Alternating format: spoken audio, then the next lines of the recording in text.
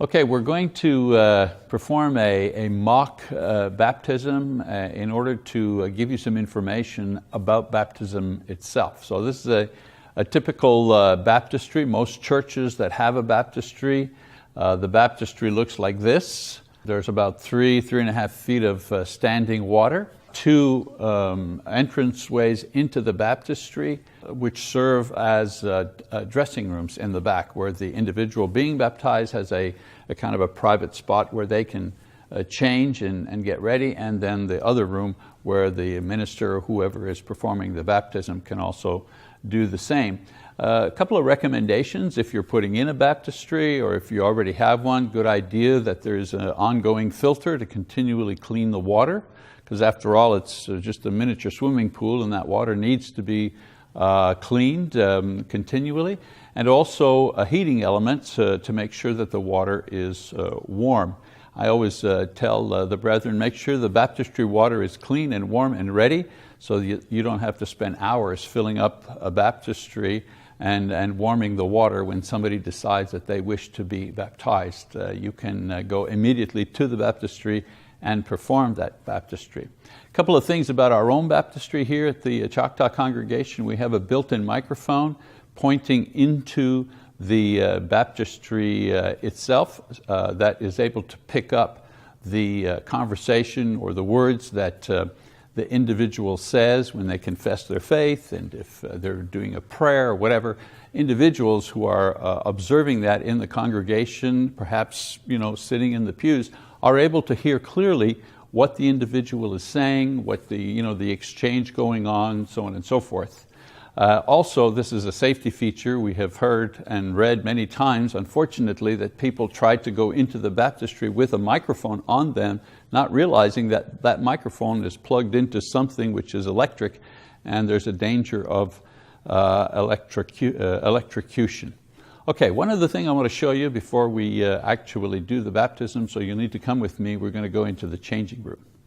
Here we are in the baptistry changing room. I've been in a lot of these type of rooms, and I can say that it's important that you provide the things needed by the individual who is going to be baptized. The first thing you might notice is there's a sign on the door here, and it says baptistry changing room, and in brackets, no storage.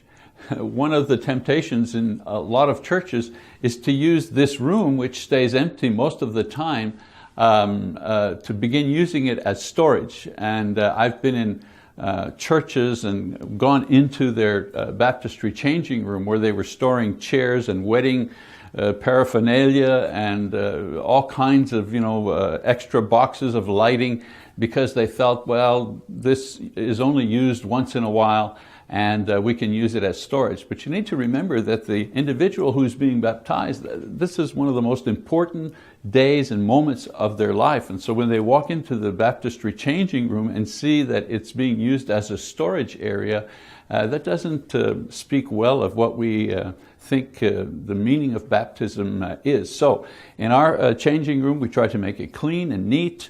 We provide the things that an individual who's going to be immersed in water may need. A hairdryer, certainly a mirror to comb and to finish drying their hair.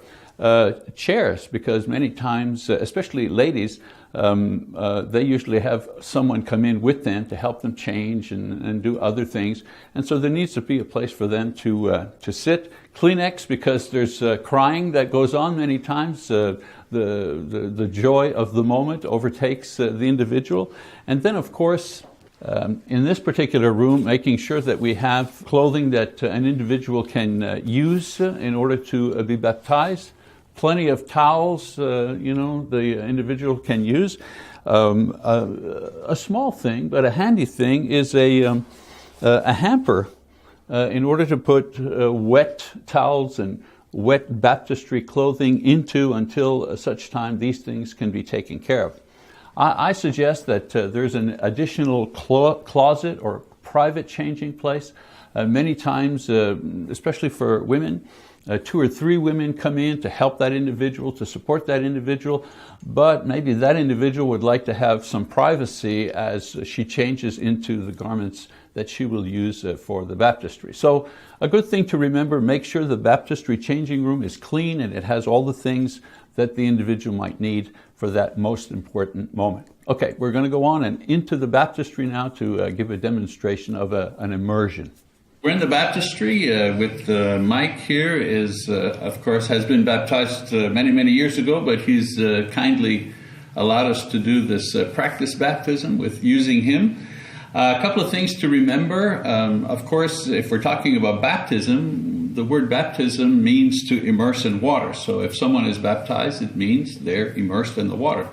A couple of things to remember when you baptize someone. If you're going to baptize, you can baptize them a variety of ways. A person could go straight down into the water one way. In the first century, for a long time, they went face first into the water. What we do nowadays is actually lean the person back to go, to be buried underwater in order to reenact what is written in Romans chapter 6, that baptism is a burial. So in a burial, we don't think of somebody, kind of stooping down into the grave or going forward into the grave. In a burial, we're thinking of a person being laid to rest in a grave, and that's what we're mimicking in a baptism. So I'm going to ask Mike to turn around this way. And when we baptize someone, there's a variety of ways. Sometimes before people get in the water, we ask them to make their confession of faith. Do you believe that Jesus Christ is the Son of God? And they say, yes, I do. Sometimes we do it while we're in the baptistry. So for now, I'll do it in the baptistry. I'll ask Mike, just work our way through it. Michael, do you believe that Jesus Christ is the Son of God? Yes. Yes, I do. Yes, that's fine. Now, one of the things we do to make sure not to have any injuries, measure how tall the person is, so that when you bring them down, they don't hit their head on the steps or anything. So usually I move them forward to make sure that I have a lot of clearance for them to go backwards. That's one thing. And the second thing is I ask them to kind of hold their nose, because if you go backwards into the water, it'll be normal that the water will rush into your nose. So we tell people to kind of hold their nose so the water doesn't rush in, and then clasp their hand like that. So you have all of their arms and hands. You've got all of them with one arm supporting their back in this way, and your other hand in the front supporting them in the front. And when you're going to pull them back up, they'll help you pull them, back up using both of your hands as you grip with your right hand both of their hand and their wrist. Another thing that I do is I ask the person to bend their knees slightly so that they don't have to go straight back. It puts less pressure on the back. So then make sure you're supporting them with your left hand so that they don't fall, and you go down and up. One thing to remember, baptism is a burial. So when you go down, go all the way down. One of the good things about holding them like this is you assure yourself that the person is completely immersed. You don't want them to have their hands, sticking up in the air as they go out. So but with this way, you're making sure that the entire body is going to be immersed. All right, that's immersion baptism.